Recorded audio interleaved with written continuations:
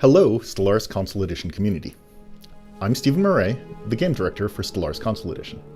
We're here to talk about the upcoming release of the current gen version of Stellaris Console Edition. I want to start off by setting some expectations. This isn't a remake or a remaster. It's the same Stellaris that you know and love, optimized to work with the Xbox Series X and S and PlayStation 5, and of course, updated to be roughly equivalent to the PC's 3.12 Andromeda update.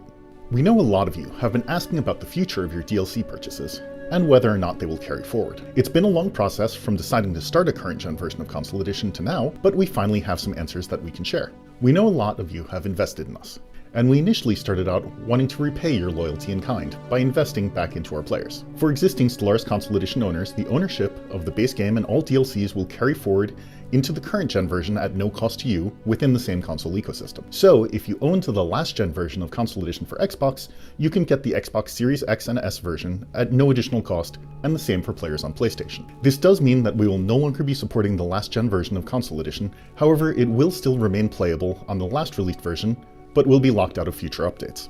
Console Edition has been in the certification process for a while, and we expect this process to take a while longer before we're ready. Currently, we're requesting certification on the base game and 22 DLCs on 2 separate platforms, which is a significant undertaking. While most of the changes have been behind the scenes, making Stellaris Console Edition work with new hardware, we also managed to sneak a couple of improvements, some of which you've been asking for a long time. First off, let's talk about performance. In our internal testing on the development consoles, we've seen a significant performance increase in both the early and late game stages. Obviously, depending on your particular console and game settings, these performance improvements may vary. However, the general trend is that you can expect better performance due to the better hardware and optimizations done for the current generation of consoles. Stemming from that, many of the assets in the game have been up-resed, and the game itself runs in 4K, which should improve readability, resulting in crisper visual experience for the players. There has also been some work done on the UI to fit it properly into this new and larger resolution. Finally, when Stellaris Console Edition releases later this year, some of you may notice the Galaxy setup screen has a few more options than in the previous generation. Most Galaxy setup settings will now be equivalent to the PC versions, however this doesn't increase the limit on the number of players who can play together in multiplayer. I firmly believe that this sets a solid foundation for the development of Stellaris Console Edition for years to come, and we hope to see you someplace out in the galaxy very soon, just now in 4K. Thanks for watching. If you like this video and want to see more news about Stellaris Console Edition, be sure to like and subscribe to Stellaris Official on YouTube.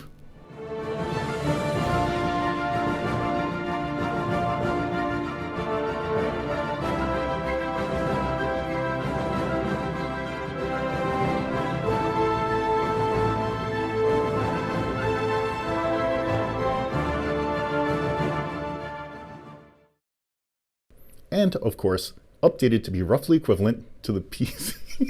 Goodbye, lie. Yeah, is it a little too fast?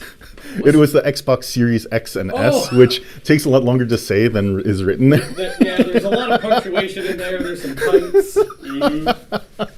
Yeah. That's pretty funny.